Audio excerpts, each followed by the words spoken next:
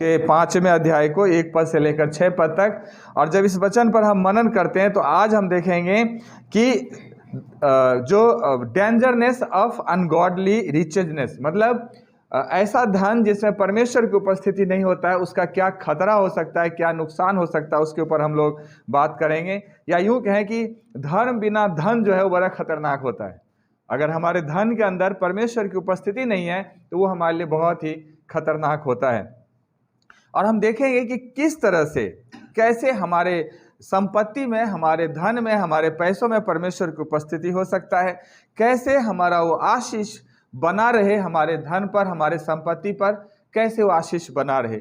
इन सारी बातों के लिए हम देखेंगे। लेकिन ये जो खंड 1 से 6 पद पढ़ा गया, ये एक बहुत बड़ा विषय है, जो एक टॉपिक है जो यूट्यूब पर हमने ऑलरेडी बना के डाला हुआ है। जो है हमारा जो टॉपिक है वो है कि क्रिश्चियंस मनी, एक विश्वासियों का पैसा क्या होता है और किस तरह से हम उसको संभाल के सदुपयोग कर सकते हैं और कैसे उस पर परमेश्वर की आशीष बनी रहती है। तो वहां से पूरी देख सकते हैं वीडियो। बट ये जो खंड है याकूब के 5 अध्याय का 1 से लेकर 6 पद, इसमें 3 बातों पर हम लोग ध्यान देंगे, विशेष रूप से 3 बातों पर। जो पहली बात है वो ये है कि जो धन है, जो सांसारिक धन है, वो हमारे लिए एक विपत्ति को उत्पन्न करता है। दूसरी बात, सांसारिक धन विनाश को उत्पन्न करता है। और तीसरी बात, सांसारिक धन विकृति को उत्पन्न करता है। अब याद रखने के लिए विपदा मतलब विपत्ति, विनाश और विकृति, इस तरह से 3 बात को याद रखकर इसको सर्वन को अच्छी तरह से समझ सकते हैं, ध्यान में रख सकते हैं। पहली बात जो पहले पद पर आएंगे हम देखेंगे, लिखा है, हे धनवानो सुन तो लो, तुम अपने आने वाले कलेश पर चिल्लाकर रो। इसके ऊपर अगर देखेंगे तो सांसारिकता के ऊपर बात करी गई है 4थे अध्याय में। फिर घमंड के ऊपर बात करी गई है कि कैसे अगर हम संसार में अपने आप को उलझाएं तो कैसे हम परमेश्वर से अलग हो जाते हैं। दूसरी बात हमने 4थे अध्याय में देखा है कि अगर हम घमंड करते हैं किसी भी बात को लेकर, चाहे वो आत्मिक जीवन हो, चाहे सांसारिक जीवन हो, चाहे शारीरिक जीवन हो, कहीं भी अगर हम घमंड करते तो घमंड निश्चित रूप से हमारे लिए हानि का कारण होता है। और ये जब 5वें अध्याय को हम शुरू करते हैं तो बड़े इंटरेस्टिंग के साथ ये लास्ट में प्रार्थना के साथ, प्रार्थना के सामर्थ्य के साथ ये लेखक इसको पूरा करता है। लेकिन जो 5वां अध्याय का पहला 6 पद जब शुरू करते हैं तो वहां पर इन बातों पर ध्यान देता है कि जो धन के पीछे हम भागते हैं वो बहुत बड़ी खतरनाक पोजीशन की तरफ हमें लेकर के जाता है। किस तरह से हम इस संसार में जिए। ये सच है कि पैसे के बिना संसार में बहुत सारे काम नहीं हो पाते हैं और इसीलिए वो धन की जरूरत भी है। लेकिन कितना जरूरत है, कितने हद तक, कितना हमें बैलेंस बना के रहना है, कैसे हमें इस जीवन को जीना है, इन बातों को हम थोड़ा सा टच करते हुए चलेंगे। बाकी डिटेल आप वहां पर देख सकते हैं जो हमने आपको पहले बताया। पहले पद को अगर देखेंगे तो लिखा, हे धनवानो सुन तो लो। एक चेतावनी है कि तुम अपने आने वाले कलेश पर चिल्लाओ रो। धनवान है, लेकिन लेखक कहता है आने वाले कलेश पर तुम क्या करो, चिल्लाओ और रो। कहीं ना कहीं ये धन हमारे लिए विपत्ति को उत्पन्न करता है, आपदा को उत्पन्न करता है, विपदा को उत्पन्न करता है। और कैसे हम उससे बच सकते हैं, है ना, कैसे बच सकते हैं। अगर हम नीति वचन को देखते हैं, उसके 11 के 28 में लिखा है कि जो अपने धन पर भरोसा रखता है वो गिर जाता है, परंतु धर्मी लोग नए पत्ते के समान लहलहाते हैं। परमेश्वर का वचन कहता है कि जो धन पर भरोसा रखता है क्या होता है, गिर जाता है। हम सब जानते हैं इस संसार में बेशक बहुत सारे लोग हैं जो धन के पीछे भागते हैं, लेकिन ये धन किसी के हाथ में नहीं रहता। आज आपका, कल किसी और का, परसों किसी और का हो जाना है, लेकिन फिर भी इसके पीछे भागते हैं। और वचन कहता है कि जो कोई इस पर भरोसा रखता है वो क्या हो जाता है, गिर जाता है। परमेश्वर के वचन में लिखा हुआ मत्ती में कि कोई भी जन 2 स्वामियों की सेवा नहीं कर सकता। और फिर आगे लिखा है तुम परमेश्वर और धन दोनों की सेवा नहीं कर सकते, है ना। धन जो है हमारा ऑब्जेक्ट नहीं होनी चाहिए, हमारी मीडियम होनी चाहिए, हमारी जरूरत तक सीमित रहना चाहिए। हमारा वो सब कुछ दिलो दिमाग माइंड में सवार नहीं हो जाना चाहिए कि किसी भी तरह से हमें बहुत आयत से बहुत धन को इकट्ठा करना है। वो खतरनाक पोजीशन हो जाता है। पहला तीमुथियुस 6 में लिखा है 9-10 में कि पर जो धनी होना चाहते हैं वो ऐसी परीक्षा, फंदे और बहुतेरे व्यर्थ और हानिकारक लालसाओं में फंसते हैं जो मनुष्यों को बिगाड़ देता है और विनाश के समुद्र में डुबा देता है। विनाश के समुद्र में डुबा देता है। लिखा है कि जो धनी होना चाहता है जो धनी होना चाहता है वो परीक्षाओं में फंसता है, फंदे में फंसता है, बहुत सारी व्यर्थ बातों में फंसता है और फिर लास्ट में बिगड़ जाता है। और हम अपने देश में जानते हैं, हमारे देश के कुछ महापुरुष ऐसे ऐसे हुए हैं जो आज हमारे देश से फरार हैं, बैंक को लेके ही फरार हो गए पूरा। कहीं न कहीं उनके अंदर पैसों के प्रति भूख थी, कहीं न कहीं उन्हें उनके अंदर बहुत धनवान होने की इच्छा थी, और वो धनवान होने की जो इच्छा है उसने उनको क्या कर दिया, उसने उनको क्या कर दिया, इस जीवन से दूर कर दिया, उस गर्त में गिरा दिया कि जहां वो धनवान कहलाते थे, जहां हमारे देश में एक अच्छे नागरिक की हैसियत से जाने जाते थे, उसी देश में आज उन्हें भौगोरा की उपाधि दिया जाता है। कारण कि उन्होंने क्या किया है, धन के पीछे सब कुछ को छोड़कर भागना शुरू कर दिया। और ये बहुत ही खतरनाक पोजीशन होता है, बहुत ही खतरनाक पोजीशन होता है, क्योंकि ये फंदा उत्पन्न करता है, ये हानिकारक लालसा को उत्पन्न करता है, ये बिगाड़ देता है। ये क्या कर देता है, बिगाड़ देता है, बिगाड़ देता है। क्योंकि रुपये का लोभ सब प्रकार की बुराई की जड़ है, और जिसे प्राप्त करने का यत्न करते करते कितनों ने विश्वास से भटक कर अपने आप को नाना प्रकार के दुखों से छलनी कर लिया। रुपया जो है वो सब प्रकार के बुराई का जड़ है। रुपया क्या है, सब प्रकार के बुराई का जड़ है। और बहुत सारे लोग विश्वास से क्या हो गए, भटक गए। हम अकान के बारे में जानते हैं, बहुत अच्छा योद्धा था, लड़ता था, प्रभु के लोगों के साथ साथ चलता था, लेकिन जब उसको सोना चांदी का लोभ सताने लगा, शिनार देश का ओढ़ना उसको सताने लगा, तो क्या हुआ, लास्ट में वो बिगड़ गया और नाश हो गया। हम बलाम के बारे में जानते हैं, परमेश्वर का सेवक था, बहुत अच्छा था, लेकिन लास्ट में क्या हुआ, वो धन के लोभ में फंसकर नाश हो गया। सो धन जो है, जब हम इसको अपना ऑब्जेक्ट बना लेते हैं, तो रुपए का जो लोभ है हमारे अंदर बुराई को उत्पन्न करता है, और इस चीज से हमें बचने की जरूरत है, बचने की जरूरत है। दूसरी चीज जो देखते हैं वो ये है, 2 और 3 पद में, वो ये है कि धन जो है वो विनाश को उत्पन्न करता है। धन क्या उत्पन्न करता है, विनाश को उत्पन्न करता है। जो दूसरे पद में लिखा है कि तुम्हारा धन बिगड़ गया और तुम्हारे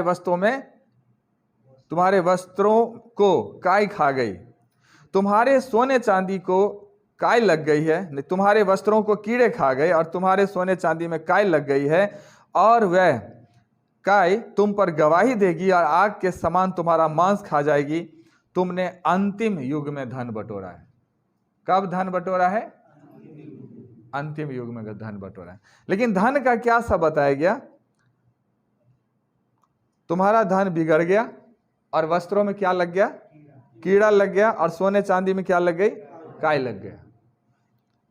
सोने चांदी में काई लग गया।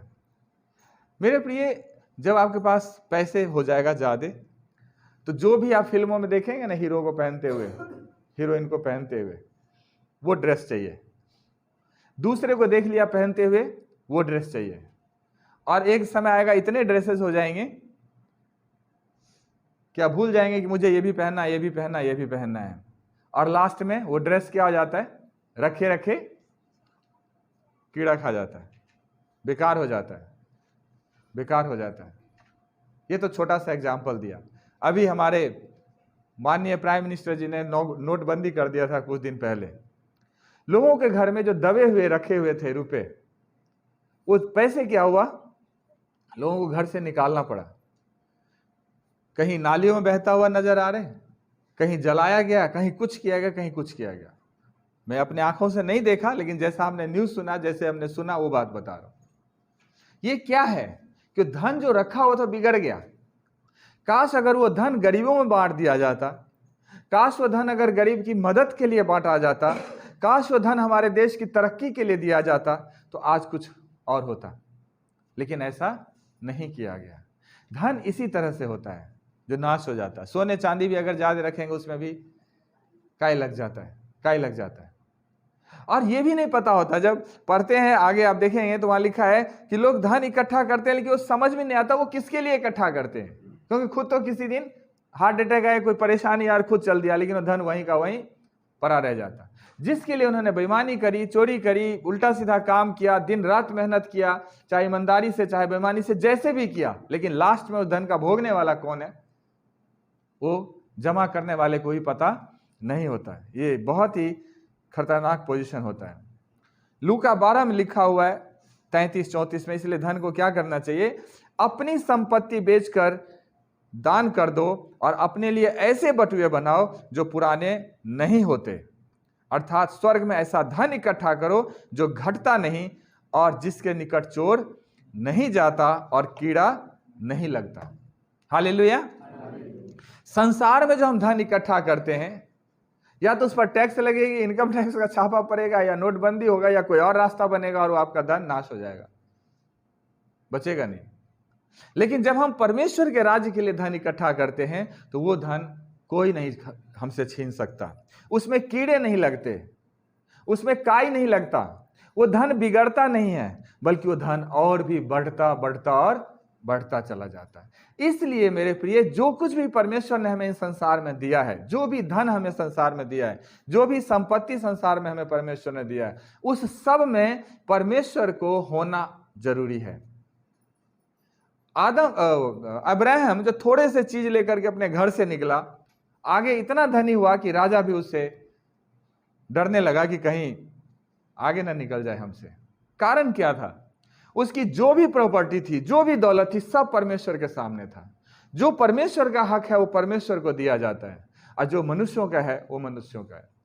हम लोग और मामले में ठीक रहते हैं, हम लोग का मतलब ज्यादातर लोगों की यही हालत है। सिर्फ अपने दिल पर मत लेना बात।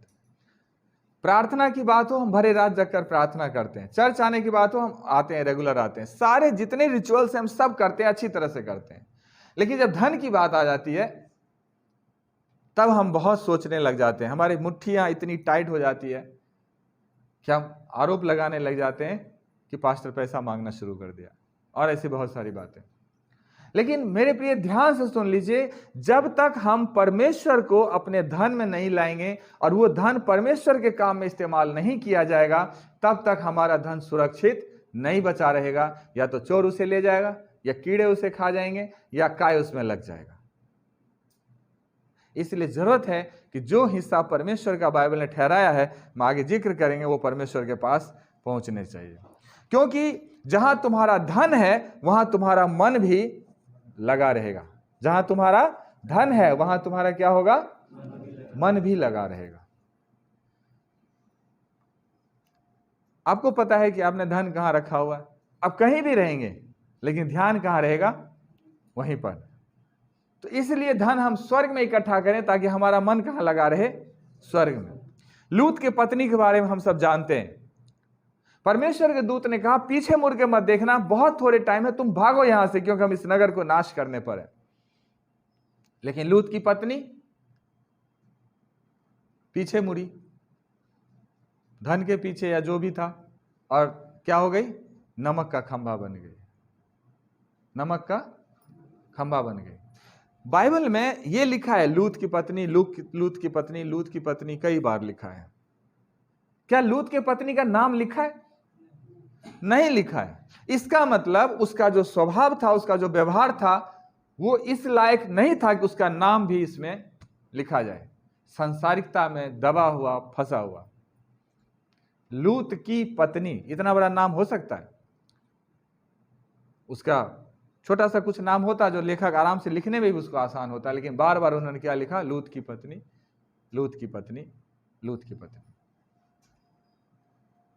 इसलिए मेरे प्रिय, जहां हमारा धन है वहां हमारा मन भी लगा रहता है। 3 चीज परमेश्वर का होता है, जिसका डिटेल भी आप देखेंगे वहां पे हमने सारे बताया हुआ। जो 10वां अंश होता है वो परमेश्वर का है, वो परमेश्वर के भवन में जाता है, परमेश्वर भरपूरी से आशीष देता है। ऑफरिंग जो होता है वो परमेश्वर का है, वो परमेश्वर के भवन में जाना चाहिए, ताकि आपके धन पर प्रभु की आशीष बनी रहे। जो थैंक्स गिविंग होता है, जो छोटे मोटे कुछ काम होते हैं, कुछ प्रयोजन होता है, कुछ होता है, उसमें हम परमेश्वर के सामने धन्यवाद की भेंट लेकर आते हैं, वो परमेश्वर का है, वो परमेश्वर के सामने आने चाहिए। लेकिन जब हम परमेश्वर को अपने धन में नहीं लाते हैं, तब जा करके वो धन बिगड़ जाता है। मेरी बात समझ रहे सब लोग? जब वो धन परमेश्वर के लिए इस्तेमाल नहीं होता तो धन क्या हो जाता है, वो बिगड़ जाता है। जैसे हम कहते हैं कि प्रभु हमारे जीवन में आए, हमारे बच्चों के जीवन में आए, हमारे पति पत्नी के जीवन में आए, हमारे घर में आए, वैसे ही हमें ये भी प्रार्थना करना है, प्रभु जी हमारे संपत्तियों में आए, हमारे धन में आप आइए। परमेश्वर की उपस्थिति हर जगह भरपूरी से होना चाहिए, क्योंकि जब प्रभु की उपस्थिति होगा तभी वो बचा रहेगा। सबोपदेश में लिखा है 5 अध्याय में कि जो रुपये से प्रीति रखता है वो रुपये से तृप्त नहीं होगा। और ये कौन लिखा है, हम सब जानते हैं। जो दुनिया का सबसे बुद्धिमान इंसान था, सबसे धनवान इंसान था, सबसे रईस की जीवन को जिया, और वो इंसान कहता है कि जो रुपये से प्रीति रखता है वो कभी भी रुपये से तृप्त नहीं होगा। इसका मतलब कि रुपये से प्रीति अगर नहीं रखेंगे तो तृप्ति आ सकती है। संतोषम परम सुखम। और ना जो बहुत धन से प्रीति रखता है लाभ से, यह भी व्यर्थ है। और जो बहुत धन कमाना चाहता है वो लाभ से भी उसका भी मन नहीं भरता। आज 500 कमा लिया, कल मन यार 700 कमाना है, कल 700 हो गया, प्रभु 1000 दे दे, 1000 हो गया 1200 दे दे, थोड़ा सा और दे दे, थोड़ा सा और दे दे। हमारा जो इच्छा है वो दिनों दिन क्या होता चला जाता है, बढ़ता चला जाता है। कभी हम प्रभु को ये नहीं कहते प्रभु बस बहुत दे दिया, बस इसी को संभालने की अब शक्ति दे। और इसीलिए उसका मन कभी भी पूरा नहीं होता, कभी भी मन नहीं भरता, कभी मन नहीं भरता। और जब हम उस धन का सही सदुपयोग नहीं करते हैं तो वो व्यर्थ हो जाता है। क्या हो जाता है, वो व्यर्थ। घर में बर्तन होते हैं, खाने पीने वाला बर्तन, अगर उस बर्तन को 4 दिन 5 दिन इस्तेमाल नहीं करते हैं तो बर्तन पर क्या हो जाता है, काई जम जाता है। पहनने वाले कपड़े अगर 10 दिन 15 दिन नहीं पहनते तो कपड़ा क्या हो जाता है, खराब होने लग जाता है। उसी तरह से अगर पैसा, सोना चांदी, जो भी धन संपत्ति है, अगर वो सीधे दबा करके रखा हुआ है तो उस पर क्या होगा, काई लगेगी, खराब होगा। अगर जरूरत से ज्यादा है तो प्रभु के काम के लिए इस्तेमाल होना चाहिए। यूहन्ना बपतिस्मा देने वाले ने कहा अगर तेरे पास 2 शर्ट है तो एक उसको दे दे जिसके पास नहीं है, अगर तेरे पास 2 रोटी है तो एक रोटी उसको दे दे जिसके पास नहीं है, तभी उस धन का सही सदुपयोग होने पाएगा। जब संपत्ति बढ़ती है तो उसके खाने वाले भी बढ़ते हैं, और उसके स्वामी को इसे छोड़ क्या लाभ होता है कि जब संपत्ति अपनी आंखों से देखे पर खा न पाए। एक इंसान जीवन भर संपत्ति जमा करता है, खूब जमा करता है, और जब बुढ़ापा आता है, घर में लोग बढ़ते हैं और उन्हें बीपी हो जाता है, शुगर हो जाता है, और भी परेशानी हो जाता है, और भी बीमारियां हो जाता है, ईश्वर न करे किसी को हो, तब दिखता तो है सब कुछ, लेकिन उसमें से अपने कमाई में से खाना खा नहीं पाता। वो भी क्या है, व्यर्थ है। वो भी क्या है, व्यर्थ है। इसलिए परिश्रम करने वाला चाहे थोड़ा खाए चाहे ज्यादा खाए, परमेश्वर उसे बहुतायत की नींद देता है। परिश्रम करने वाला चाहे थोड़ा खाए चाहे ज्यादा खाए, लेकिन परमेश्वर उसे क्या करता है, बहुतायत से नींद देता है, आराम से सोता है। परंतु धनी के धन बढ़ने से उसकी नींद उड़ जाती है। अगर धन बढ़ जाता है तो नींद क्या हो जाती है, उड़ जाती है। सोएंगे, क्या पता कोई चोर घुस जाए, क्या पता रेड पड़ जाए, क्या पता धन के लोभ में घर वाले ही आके गला दबा जाए, इसलिए सही से नींद नहीं आती।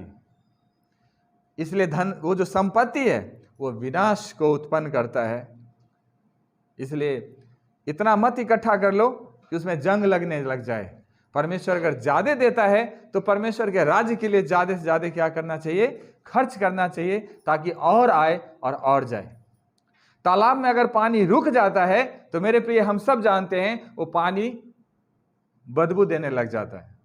लेकिन तालाब से कई हजार गुना पानी नदी में चलता रहता है, जो नदी का पानी अपना मिठास नहीं छोड़ता और सब उससे पीना पसंद करता है। कारण क्या है, तालाब का पानी क्या हुआ, रुक गया। बैठ गया, उसका कहीं से कोई वो नहीं है, मूवमेंट नहीं है। लेकिन जो नदी का पानी है वो चलता रहता है, चलता रहता है, और इसलिए वो पानी में मिठास बनी रहती है। वही हमारे धन का होना चाहिए। धन जब मूव करता रहता है तो परमेश्वर की आशीष उस पर बनी रहती है। अच्छे कामों में मूव कराना है, गलत कामों में नहीं। तीसरी बात, जो लास्ट बात है, जो 4 से 6 तक है, वो इस तरह से लिखा है, देखो जिन मजदूरों ने तुम्हारे खेत काटे उनकी वह मजदूरी जो तुमने धोखा देकर ले ली है चिल्ला रही है, और लबने वाली की दुहाई सेनाओं के प्रभु के कानों में पहुंच गई है। तुम पृथ्वी पर भोग विलास में लगे रहे और बड़ा ही सुख भोगा। तुमने इस वध के दिन के लिए अपने हृदय का पालन पोषण करके मोटा ताजा किया। तुमने धर्मी को दोषी ठहराकर मार डाला, वह तुम्हारी सामना नहीं करता। ये 3 पद इस बात को बताता है कि हमारा जो धन है, जो सांसारिक धन है, जिस धन में परमेश्वर की उपस्थिति नहीं होती है, वो धन जो है भ्रष्टता को उत्पन्न करता है, विकृति को उत्पन्न करता है, रूप को खराब कर देता है। क्या कहता है? रूप को खराब कर देता है, भ्रष्टता को उत्पन्न करता है। उसका पहला काम क्या करते हैं? जब धन ज्यादा बढ़ता है तो घमंड बढ़ता है, और घमंड बढ़ता है तो उचित जो हमारे मेहनत करते हैं उसको भी हम पैसे देने में किचकिचाते हैं, पीछे हटते हैं, नहीं देते हैं। और अगर बोलता है तो हम डांट भी देते हैं, है ना? ये चीज, ये बहुत बुरी बात है। यिर्मयाह 22:13 में लिखा है कि उस पर हाय जो अपने घर को अधर्म से और अपनी उपरौठी कोठरी को अन्याय से बनवाता है, और जो अपने पड़ोसी से बेगार के काम कराता है और उसकी मजदूरी उसे नहीं देता, उसकी मजदूरी उसे नहीं देता। जब तक गलत तरीके से काम नहीं करोगे, धन बहुत आय से नहीं आता। और इसलिए जब गलत तरीका अपनाया जाता है उस धन में, तो श्राप और पाप दोनों आता है, जो परमेश्वर पसंद नहीं करता। लेकिन जब वही धन ईमानदारी से आता है, मेहनत से आता है, परमेश्वर के आशीष के साथ आता है, तो वो फलता है, फूलता है और बहुतायत से बढ़ता भी है, अपने पर भी, बाल बच्चों पर भी और आने वाली पीढ़ी पर भी। लेकिन जब हम दूसरे को परेशान करते हैं, दूसरे का हक मारते हैं, दूसरे को सताते हैं, तो वो श्राप और पाप लेकर के आता है। इसलिए धन जब इस तरह से आता है तो भ्रष्टता को उत्पन्न करता है, विकृति को उत्पन्न करता है, और वहां परमेश्वर की उपस्थिति नहीं होती है, नहीं होती है।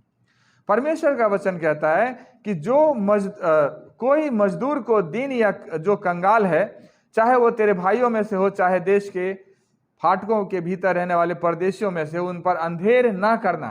क्या लिखा? उस पर अंधेर ना करना। और मजदूरी करने ही के दिन सूर्यास्त से पहले तुम उसकी मजदूरी दे देना। परमेश्वर के वचन में लिखा है कि मजदूर की पसीना सूखने से पहले उसकी मजदूरी उसे मिल जानी चाहिए, उसकी मजदूरी उसे मिल जानी चाहिए। लेकिन जो सांसारिक धन बटोरने का जो अंधापन सवार होता है, भूत सवार होता है कि खूब खूब खूब धन इकट्ठा कर ले, वो सुबह मजदूर को ले जाते समय कुछ और बोलते हैं और शाम को पेमेंट करते समय कुछ और बोलते हैं।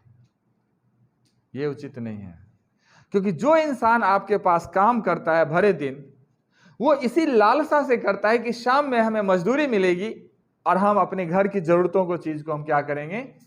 पूरा करेंगे। लेकिन वहां गड़बड़ा देते हैं, और फिर वो क्या कहता है? तुम्हारा न्याय ऊपर वाला करेगा, जो तुमने हमारे साथ किया है।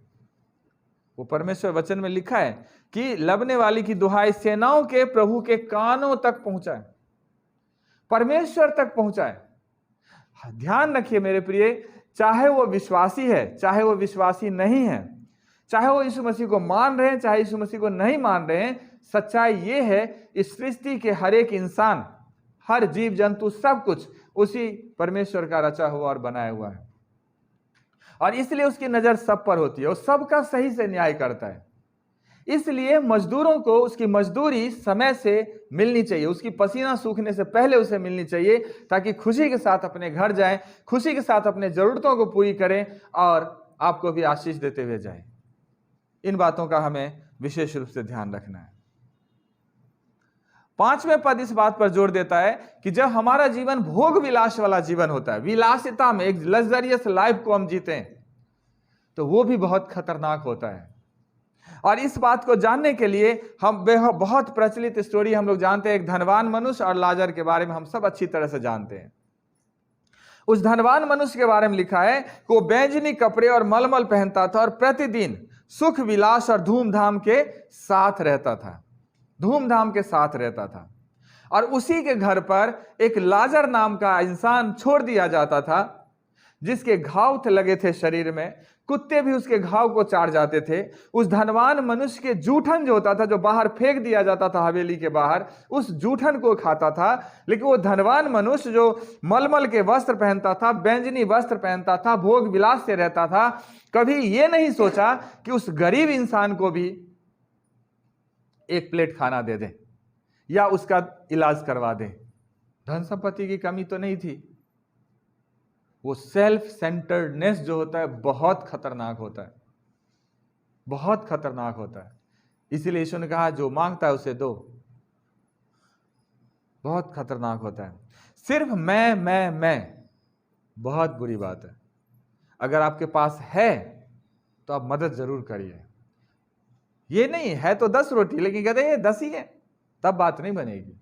10 है बहुत है। मैं तो ये कहता हूं अगर आपके पास 1 रोटी है तो आधी रोटी आप उसको दे दो जो भूखा दरवाजे पर दरवाजा खटखटा रहा है। हो सके तो सारी रोटी दे दो, उसे खिला दो, अपने शाम में खा लेना। आप एक टाइम भूखे रहने से कुछ फर्क नहीं पड़ता, लेकिन वो इंसान कई दिन का भूखा बहुत फर्क पड़ता है।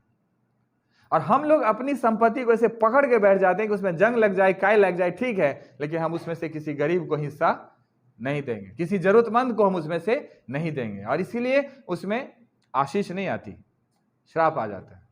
मलाकी में लिखा है कि तुम्हारा धन बिगड़ गया, क्योंकि आगे लिखा है कि तुमने हमारा चोरी किया, हमारा चोरी किया, तूने दशमांश नहीं दी, उठाएगा भेंट नहीं दिया, इसलिए तुम पर क्या पड़ा है? श्राप नहीं लिखा, भारी श्राप पड़ा है। क्या लिखा है? भारी श्राप पड़ा है। जो धन हमारे पास है परमेश्वर का दिया हुआ, और इसलिए जरूरत है जो परमेश्वर का है वो परमेश्वर के पास पहुंचना चाहिए। जब वहां हम गड़बड़ करते हैं, बीमारी, दुख, तकलीफ, परेशानी, लड़ाई झगड़ा इधर उधर में उड़ जाता है, बराबर हो जाता है। इसलिए मेरे प्रिय, जरूरी है कि हमारे जीवन में जैसे प्रभु की हम उपस्थिति को चाहते हैं, उसी ही सच्ची रीति से अपने दौलत में, अपने संपत्ति में भी प्रभु की उपस्थिति को भरपूरी से चाहें, ताकि वो उसकी रक्षा करे। जैसा वो कहता है कि कोई भी शत्रु उसे नाश नहीं करने पाएगा, न तेरे बगीचे के कच्चे फल, दाखलता के कच्चे फल गिरने नहीं पाएगा, तुम्हारी कमाई नाश होने नहीं पाएगी, तुम्हारा धन कोई लूटने नहीं पाएगा। जो दुश्मन तुझको उसको लूटने की कोशिश करेगा, मैं उसको घुड़कूंगा, ये सब वादा करता है। लेकिन तब जब हम दूसरे का हक न मारें, जब हम परमेश्वर के राज्य के लिए बढ़ चढ़ कर बोएं, बढ़ चढ़ कर उसके राज्य के लिए सेवा में लगाएं, तब। लेकिन जब हम ऐसा नहीं करते हैं तो गड़बड़ हो जाता है। यहां तक कि हम दशमांश में भी चोरी कर लेते हैं, जो कि बहुत ही खतरनाक बात है। हमें उससे बचने की जरूरत है।